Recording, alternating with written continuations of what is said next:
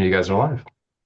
Good afternoon, everyone, or good evening, depending on where you are. I know Arizona is weird because we don't go on daylight time. So we're actually equivalently on Pacific Daylight Time, but Mountain Standard Time is too hard. You know, Robin, the hardest thing about Zoom events is time zones. It's people never get them right.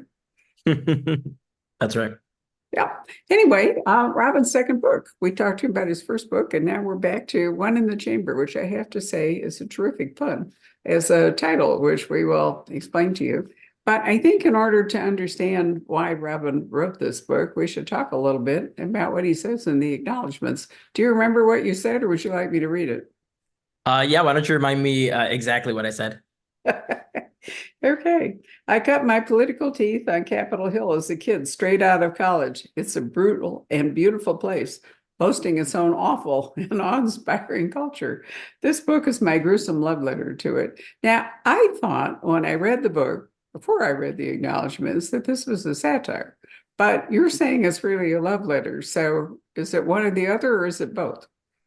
I see it as both. I really wanted to hold up a sort of funhouse mirror to the culture in Capitol Hill, exaggerate it, right?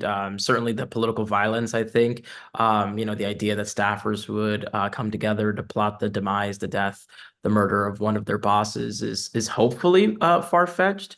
But one thing that really happened over the course of me writing it and working it simultaneously on the January 6th committee was the idea that unfortunately, sort of fiction and truth are starting to merge, right? There are stories, of course, of the man who trespassed into the house of Speaker Pelosi and threatened her husband with a hammer. There's, of course, the plot to tie up and kidnap the governor of Michigan, Gretchen Whitmer. It ended up being, I think, a little bit less of an exaggeration than I was thinking going into it. But it also, I think, is an expose of what happens on Capitol Hill. I think it is a black box.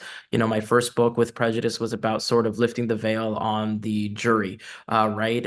People sort of know a little bit about the jury system, but don't really realize that the people's worldviews, their experiences color the verdict ultimately, right? And so this book wanted to sort of look at another place that, we see the dysfunction that happens in Congress, but we rarely think about who are the kids really, the people straight out of college, 21, 22, 23-year-olds who are making the place run and who are notoriously overworked, underpaid, and sometimes at the whims of pretty egomaniacal bosses. And so I both know how tremendously fulfilling and exciting it can be to work on the Hill, but also how taxing and that culture that can really get to you is also there. So I think it's both. It's both, as I mentioned, a love letter to the place that sort of molded me, and an expose as to what really goes on behind the scenes. Amazingly, you're still working, what, as the chief of staff for a congressman, or are you still doing that? No, I actually left in January. I've moved back down to my native Miami and am teaching at the University of Miami Law School, focusing on my writing. So I've left behind after 6 long years. I've left behind Capitol Hill. Gotcha. So I found this really interesting. You think I was once a librarian at the Library of Congress way back. I Oh, mean, at my age, I've done a lot of different things, and I remember when I went there that, I thought that the people who were elected to service in government were, intelligent, trustworthy, always wanted to do the right thing. And I think that was possibly more true back in the 70s when I was there, mid 70s. I think Trump unleashed the worst of us. And I'm not going to be political, but I do think he gave a license to people to behave as badly as they might. That whole veneer of courtesy and respect and so forth is really correct. But at the same time, one of my favorite moments working at the Library of Congress is I rotated into the Congress. Now, this is before the internet or anything. We're talking like 1975 or something. And the Congressional Reading Room in the library is a reference room, and staff for Congress, Senate or the House, will call on a constant basis for information updates, all kinds of things. Eventually, I migrated down to the really hot seat under the Russell building, where there was an even fancier thing. But while I was working in the Congressional Reading Room, and I had a sardonic and wonderful boss, we kept getting calls from one senator's office, and the level of the questions was so stupid. I mean, there's no other word for it. It was just so stupid that I was constantly rocked. And finally, one day, closer to the holidays, one of them called and asked, "How do you spell Christmas time? One T or two?" And and so I thought I answered the question, and then I hung up and I looked over at Winston, very elegant guy, and I said, "I have a great idea." I said, "Why don't we all band together and give the senator's office a dictionary for Christmas?" And he looked at me and he said, "Barbara, we could get them a dictionary, but we can't teach them how to look up anything." Right. It just, really sort of cemented the idea that there were, in fact, people who are really not qualified in the way that we would like to have believed to be running our government. And I find that fascinating. So you're looking at junior staffers, and that was, in fact, not the senator himself, but a junior staffer that called about Christmas time. But um, I thought it also reflected that even the staff were not necessarily up to the game, let alone the people who were elected. But you're postulating in this book a smarter and more ambitious group of people. Yeah, I wanted to sort of portray the archetypes that you see on the Hill, right? Most of the group, other than the main character who comes from humble beginnings, are affluent staffers, and that's true, given the fact that the cost of living in DC is so high. And certainly when I was, a fellow, when I started out on the Hill, internships and fellowships were unpaid. So you really had to be independently wealthy to be able to afford living in DC and working on the Hill. And although thankfully now there is payment for interns, it's still you still see that you still see a lot of folks from a higher socioeconomic standing, and so that was reflective of a lot of the group members of the clique that the story focuses on. You have sort of a little bit of a nepo baby in Randy, right, who's sort of a senator's nephew on his fourth or fifth tour as an intern, really, shying away from doing any work and kind of just getting by on the fame of his name. And so I think what I wanted again was to sort of both have really ambitious, driven, smart people, which is I was lucky and grateful to have worked alongside. Those first 4 years right out of college, and then again the past 2 years when I went up there for the January 6th committee assignment. So really smart, ambitious, driven people. I wanted that to be reflective, but then also maybe the seedier side, right? The people who are looking to network merely to try to get ahead. There's a line in the book about how the way you introduce yourself is your first name, last name, and then who you work for, right? That's automatic because people want to know immediately, what you can do for them, how much power you have in that town, right? That's currency in Washington, D.C. So again, I wanted it to be a balance. I wanted you to both maybe look up to or find admirable some of these sort of public service minded motivations of these staffers, but then also as is true of most of the things I write, sometimes my characters are very unlikable people. They're very deeply flawed, and their motivations, as we learn of them through the book, and we realize how selfish and horrible some of their motivations are. You get that other side, the other side of the hill, that balance of both good intention and bad ones. It seems to me clearer and clearer that power is some sort of, I don't want to say aphrodisiac, that's not quite the right word, but we go back to power corrupts and, absolute power corrupts absolutely. And I think, you can even see it in a micro level. I mean, we just had a whole thing in our HOA, for example, where one person just couldn't let go, and another seeks attention by running around to report on the neighbors. I mean, Lord. And you see it on country club boards and you see it on city councils and you see it in all kinds of levels that a person just gets a little taste of power.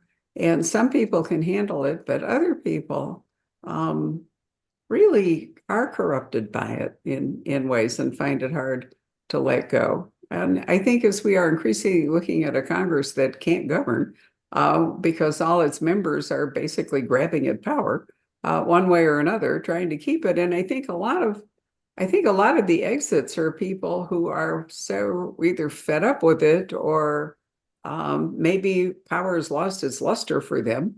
But there are people going for the exits right now. I think I don't remember quite so many. Do you? Quite so many people leaving their terms of office early? Yeah, I mean, it's when there are a lot of retirements, particularly on one party, and it does look like mostly it's Republican retirements. Um, that usually portends poorly for that party in terms of the electoral prospects of the next election. I think unfortunately the interest in governing has waned. Mhm. So that for people of both parties who got into government for good reasons, because they wanted to legislate, they wanted to work on policy, that isn't being done, right?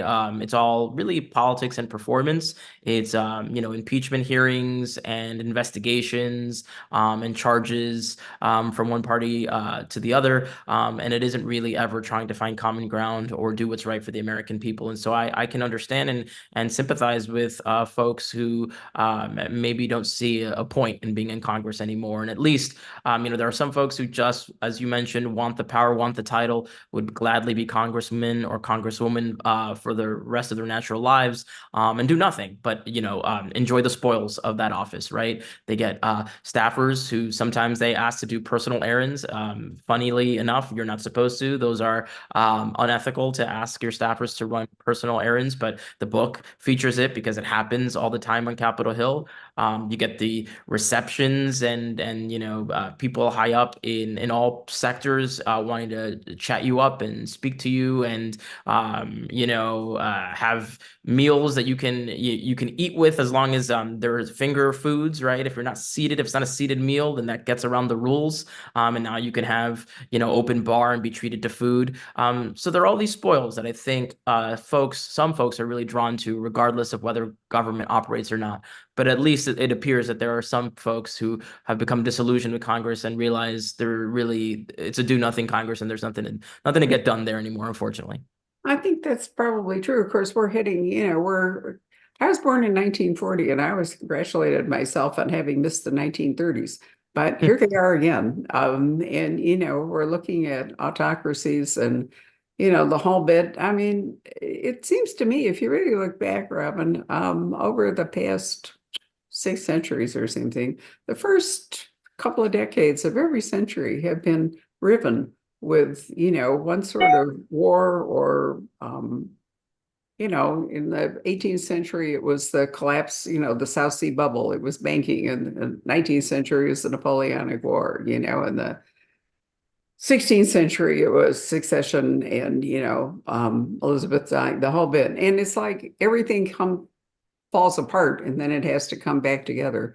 And it seems to be a pattern. And one hopes that it won't go on as long as the 1930s this time around. But we'll find out. And you did mention perks, and you haven't even touched upon, for Congress anyway, not for staff, the health plans and the retirement plans and, all those things. And I at least have known one congressman who was completely unable to function in ordinary business life. And so Congress was kind of a refuge. But I don't know, maybe the thought that maybe democracy, if it depends on an educated populace, in an age of social media and all the rest of it, maybe it doesn't function the way it was originally intended. I have a really wonderful scholar called Lawrence Goldberg, who's coming to talk about the Constitution, the origins of it, and the things that it left out, because the people that forged the Constitution had to make compromises in Mhm. order to even get it passed. And I think, Trump showed us all the holes in it, all the places where the Constitution, was vulnerable. And and so we have to decide, can we live with something that is so vague on purpose in so many areas and fill it in, or is that not going to function anymore? But that's not about your book. I wasn't going to get political, but then I did. Sorry. No Um, worries. so there's a wonderful quote from Ashley Winstead, who calls this book a snarky, vicious political mystery, a perfect mix of ghastly DC intrigue and high-minded political and legal ideas. If the West Wing was set on Capitol Hill and featured a diverse cohort of brilliant but troubled junior staffers and made you want to burn down the Republic, which is probably why I'm saying some of this, that's one in the chamber. I'm not, I think we've already sort of killed the idea that this wasn't supposed to be necessarily a negative look, but more of an affectionate look at the dysfunction. Um, do you find that it was easier to write it? Well, you didn't write it, you wrote it while you were there. Now you're not there. And so are you looking at it any differently now that you've taken a step back from being in the middle of it? Yeah, I had the opportunity this past weekend to head back to DC, do an event last night, right there in Eastern Market, steps away from the Capitol, which was really nice. And I think, having Hill staffers, junior staffers come to that event, it's given me time to really reflect and look back on that bubble, what it was like. When I started the January 6th committee, that work was so much more akin to my prosecutorial work in terms of, how the evidence we were collecting, the witnesses we were interviewing. It didn't feel so much like a homecoming to Capitol Hill, Mm. as much as when it ended and I became chief of staff for a member of Congress. Then again, I sort of I had nostalgia again of my 21-year-old self, and trying to this time on the sort of senior level side, hopefully be a good boss, try to care about people's professional development, their mental health, their well-being and their happiness, whether they're feeling fulfilled in their job or not. And so, to be able to write this and have those sorts of two sides, right? Part of what I'm trying to sort of talk about is the normalization of political violence, right? We've always had it. There were presidential assassination attempts, Gerald Ford, President Reagan. But the difference, I think, is that it's at this point is coming from the top. It's being legitimized by people who aren't taking the threat seriously, right? January 6th itself, in the days after, sort of the nation together thought of it as, a problem, a mark on our history, the first non-peaceful transfer of power in our history.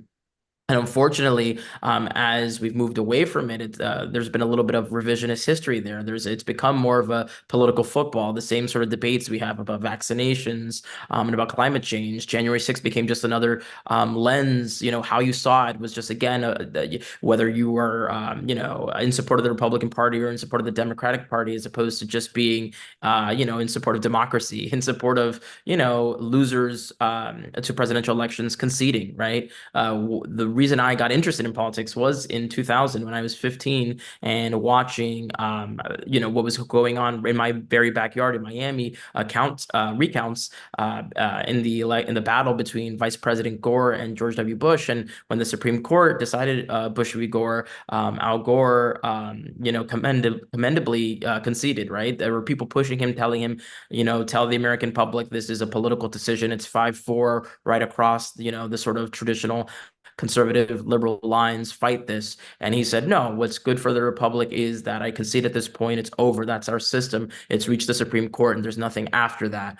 And that was a beautiful sight, really, of democracy at work. And so, unfortunately, being able to study the opposite of that, a candidate refusing to concede or refusing to acknowledge his loss, really was great. It was a great sort of place to be when I was creating this world, and now sort of stepping back and back in Miami where people aren't paying attention to what goes on really in Congress. There was another potential government shutdown that was averted. And when you're in the thick of it, these things feel like monumental, like they are, what everyone's talking about. But then you come back outside of the DC bubble, and few people are paying attention, few people are interested in holding people to account who who play around with our government, with shutting it down, with potentially putting millions of federal workers out of work, and denying them their pay, which they need, of course, to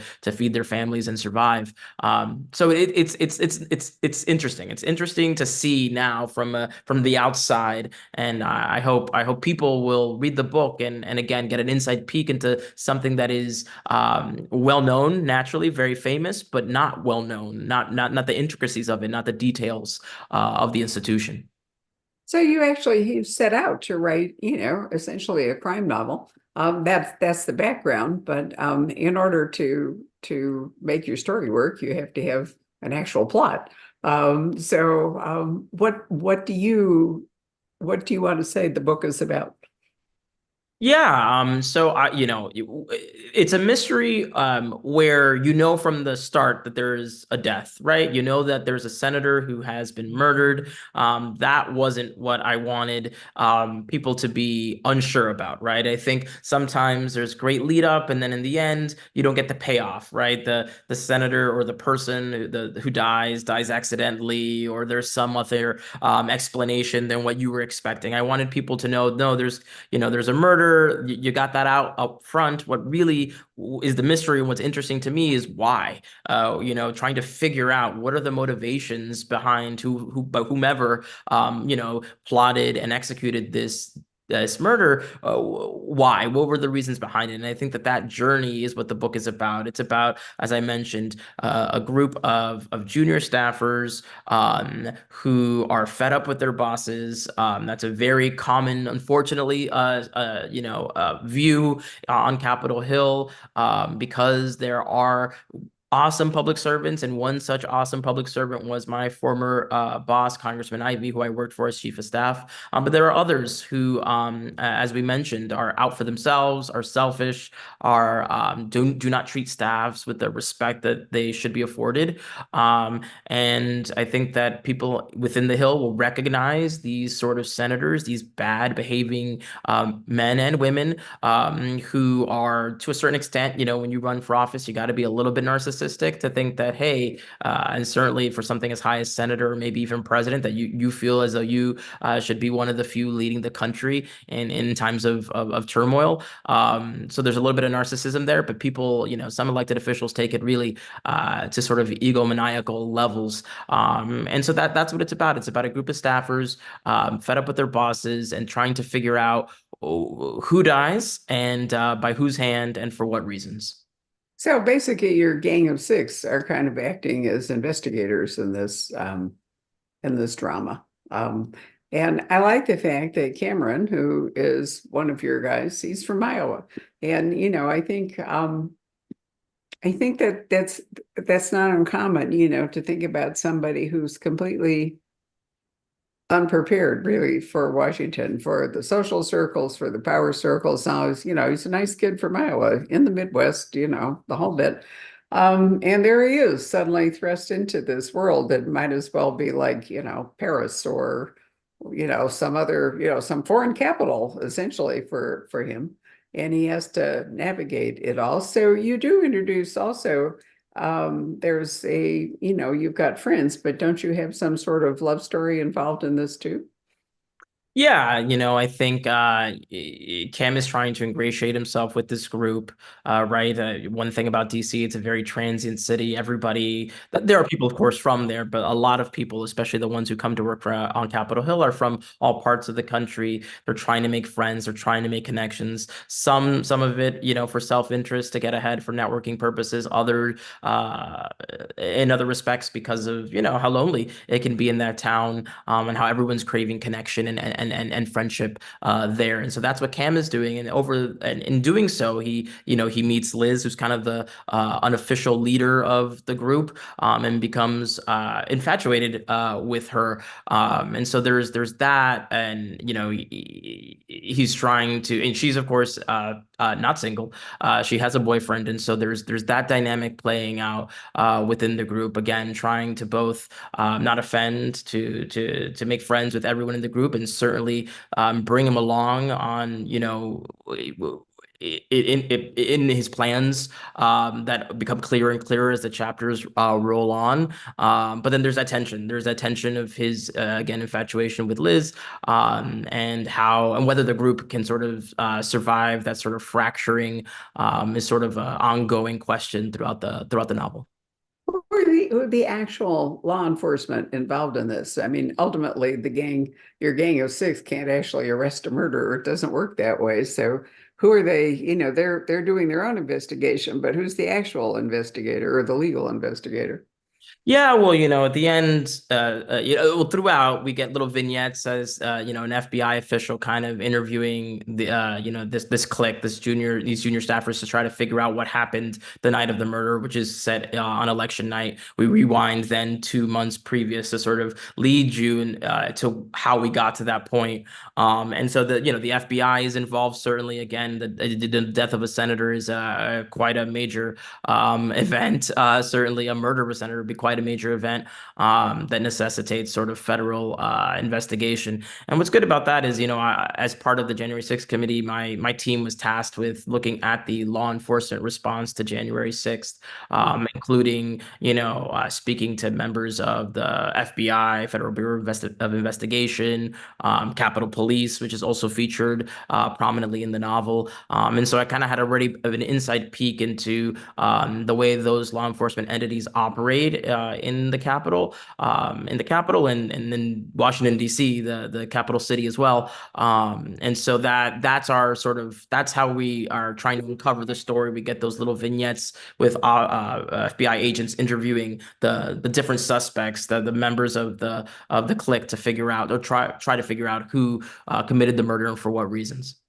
So, because this isn't DC, I mean, there are federal aspects of this, but this is also, wouldn't it be also DC homicide? I mean, wouldn't it be the DC Police Department? Or I was Well, trying to work out. and that's a police department that we looked at too, the Metropolitan Police Department, DC Police. Because the murder takes place on federal grounds, though, which would Ah, be the U.S. Senate, then and again, certainly the how high profile the death would be, the federal agencies would really take over in that respect. yeah, you're right. If it's one in the chamber, such a great title. He's Thank you. actually killed there, then it does become a federal thing. So, first of all, I want to apologize to Lawrence Goldstone. I had a blank about his whole name. It is Goldstone, Lawrence Goldstone, who's going to be talking to us on May 8th, I think it is, about the Constitution. And I think it's a really worthwhile discussion. I don't know that civics is really taught anymore. I don't know if people read the Federalist Papers.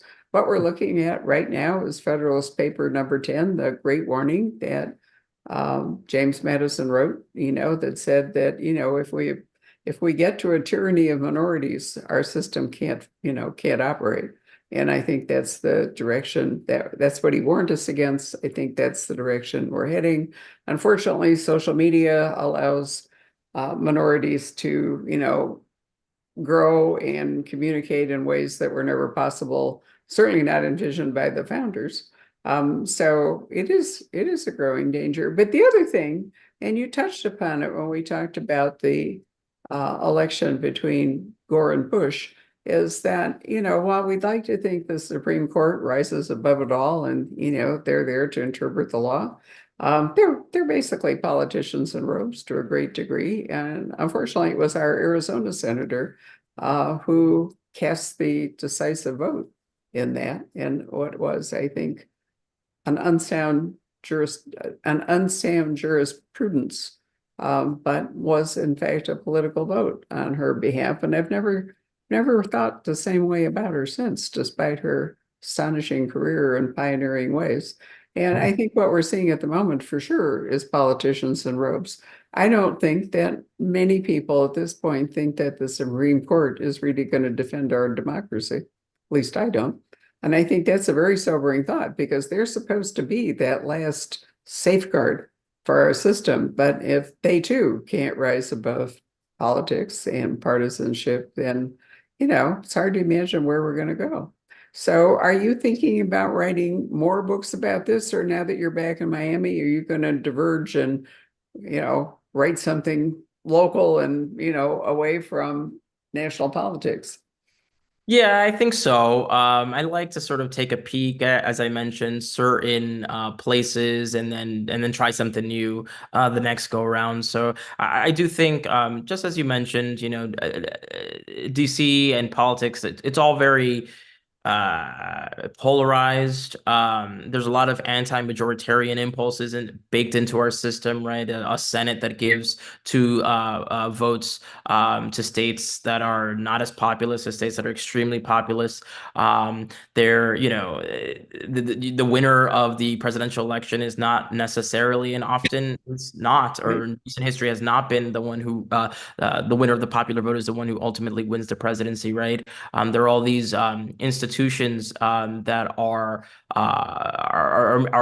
allow for the minority to sort of maintain power despite potentially not winning, the will of the voters, not having majority of the people in the country support certain platforms and certain positions. And I think that is problematic. And I think the same forces that are, divisive in this country reach, as you mentioned, the Supreme Court as well. There are 5-4 decisions. These are obviously extremely intelligent, well-educated lawyers, and yet they disagree over, how to interpret statutes, how to interpret the Constitution. And interestingly enough, often their opinions lead to results that are reflective of the positions, the political positions of the presidents who appointed them.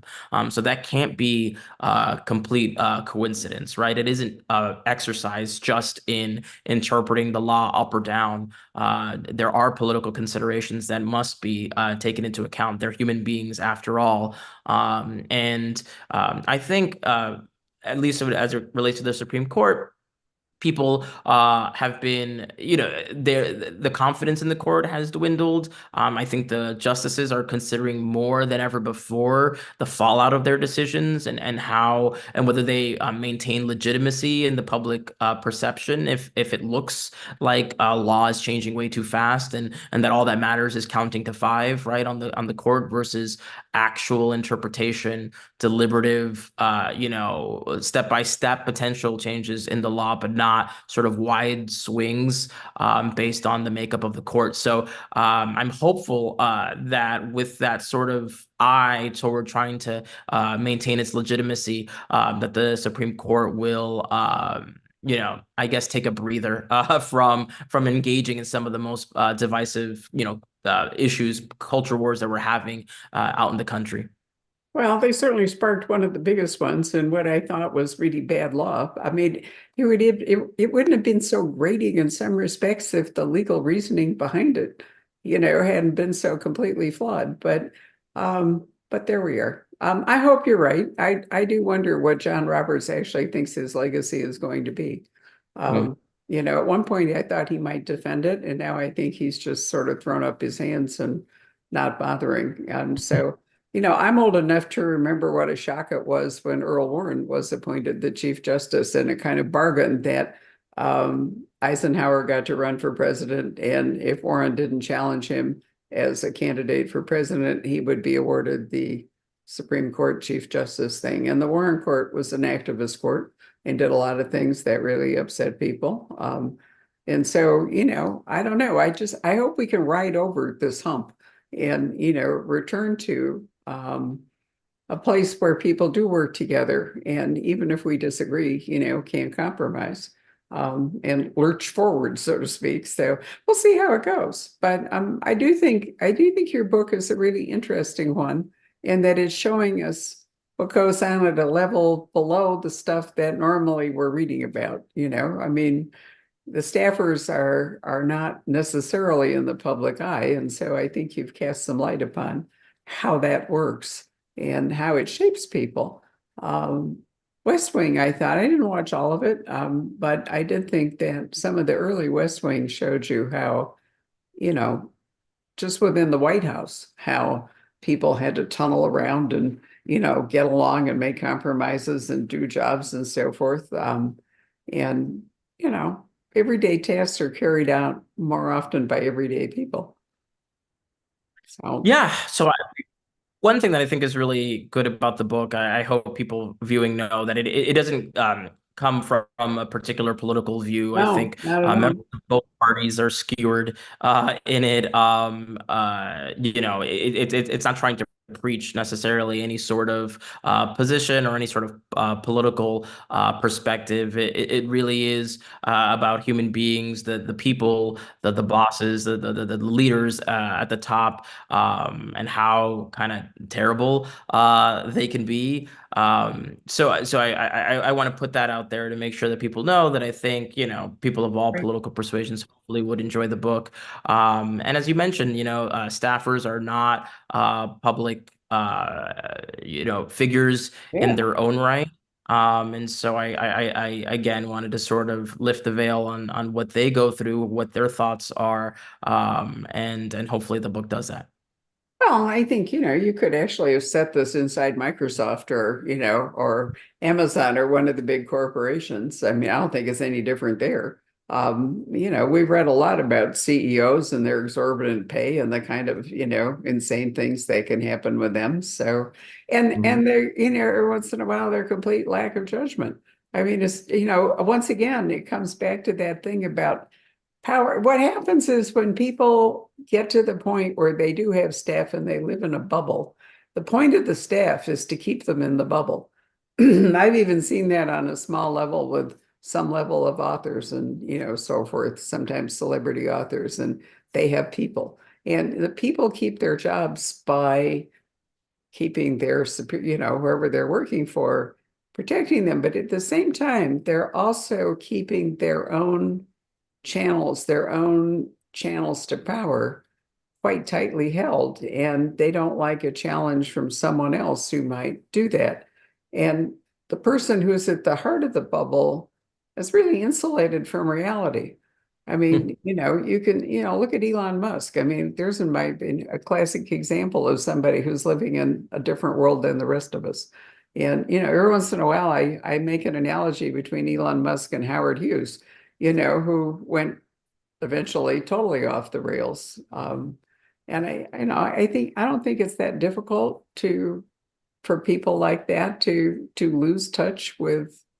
They don't get any correctives, anywhere along the line. Everybody bends to them. So your book, in fact, really could be set in larger institutions uh, that have a powerful effect on the world or society and so forth, but didn't really have to be government. The same dynamic, I think, is apparent. And I do want to say that this is not a political book. I mean, it really isn't. It's about a group of people who are caught up in this whole thing. But it is not a partisan politics book at all. So, you never know. But I thought the title was a hint that that would be true because it's funny and does imply that something terrible happened in a significant place. So what are you working on now? Have you decided on a plot for your new book? Yeah, I'm actually thinking about writing, or I've started writing about corrupt prosecutors and corrupt police working together. So it's first year prosecutor and a rookie cop,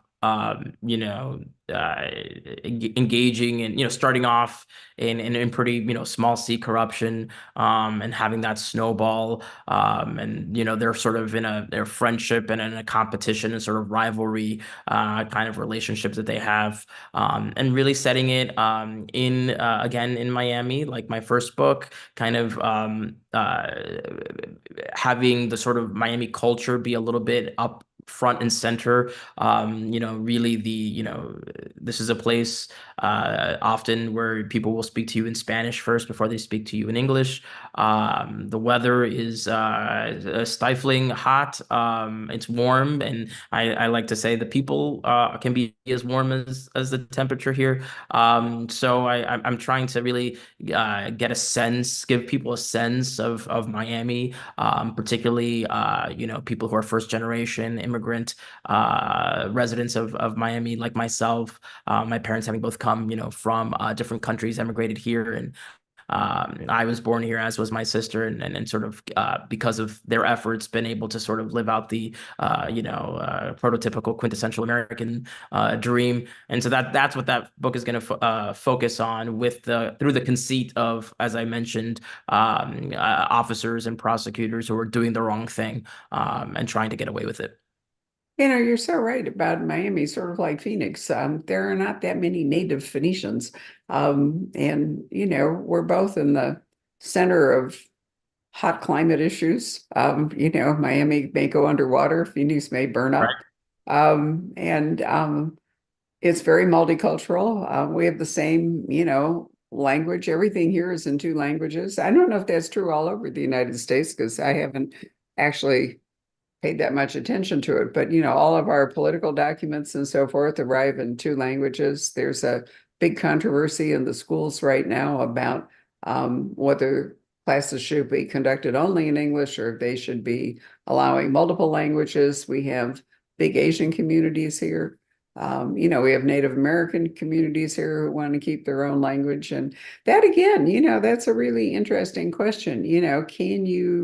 Can you forge unity when people don't even speak the same languages? How hard is it to sort of hold it all together? I think, in the 19th century, when people emigrated here, they were pretty much forced to learn English if they wanted to get along. But that wasn't a very humane practice. And, now that we're not doing that, I don't know how much that is an interesting issue. But Miami certainly is a polyglot city for sure. Yeah, and to that point, I think, as the generations settle, people obviously become more ingrained in American culture. They, learn the language. My nephews, don't really speak Spanish. In fact, they learn Greek in school instead, actually. But I think the concern about like assimilation, that dwindles as the generations gets a foothold here in the country, which is good. I think it's nice that we have a mixture of a melting pot of so many cultures, right? We celebrate things like St. Patty's Day, and then there's great like portrayals in the media of Italian culture, all of that.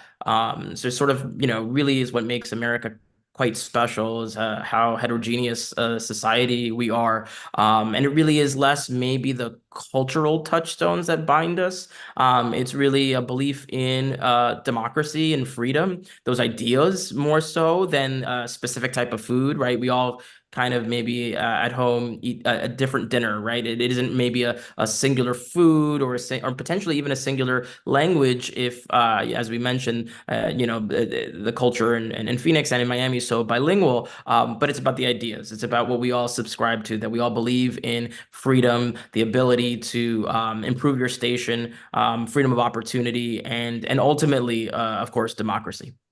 Right. Well, what we don't want is a class system so rigid that you can't rise above it. And, we do have sort of a class system, but it's a different one, let's say, than in Britain, where it seems almost impossible to overcome whatever class you were born into. Ours is more fluid. And I wrote a little essay about that last weekend because I was watching a little Instagram thing, I think, about three or four little boats spraying green all over the Chicago River. So the Chicago River was running green for St. Patrick's Day. And as an historian, looking back and remembering that the Irish were just despised, Mm. in England and in this country when they came here, they had a hard time assimilating. They were often assigned places and jobs on the bottom of society. And I thought, by now they've assimilated and we've accepted them and all. And so we're spraying the river green as a celebration, of their most important day. And I thought that was so wonderful. I grew up in Chicago, which at the time I grew up was the largest Polish city in the world because Mm. World War II had knocked out so much of Poland. And, you know, um, so I kind of grew up with the idea that a city would be, in fact, multicultural. And well, we're getting sidetracked. Let's call up Jacob and see if anybody's watching this who's tired of listening to me opine and would like to ask Robin questions. What a good idea. You've been very good natured, Robin. Sorry, I seem to be on a soapbox this afternoon. Oh, no worries at all. I've enjoyed our conversation so far. Well, I think we all have to be concerned about what's happening. And we made a decision as a bookstore and a staff not to be political this year. This is probably the most political event I'm going to end up doing in this entire year. We are really focusing on entertainment and on information, in some degree on historical fiction, trying to remind us of where things came from. Anyway, Jacob, where are you? You're white. There you are. You're back. Any questions or anything you'd like to ask? You're a young generation that probably has some real thoughts about what we've been talking about. Well, I'll say that there are plenty of positive comments and people excited about the book, but no questions so far. All right. Do you have any? Yeah, were there any situations in the book that you found yourself in that you put in the book maybe when you worked at a senator's office? Is that what it was? Yeah, yeah. I worked, for a member of the House, a member of the Senate, committee, and then again a member of the House. So I kind of had pretty varied experience across the Hill. Um, you know, some of the bad behavior that I wrote about with some of the senators in the book are inspired and based on true stories. A lot of it is out there in the media. As I mentioned, thankfully, my last boss, Congressman Ivey, is nothing like any of the horrible bosses that are portrayed in the book. But unfortunately, a lot of people on the Hill, politicians, can engage in pretty nasty behavior, can treat their staffs pretty poorly. And so, certainly some of the insults, the throwing of things that some of the senators engage in the book is something that thankfully I haven't personally experienced, but have certainly heard stories about.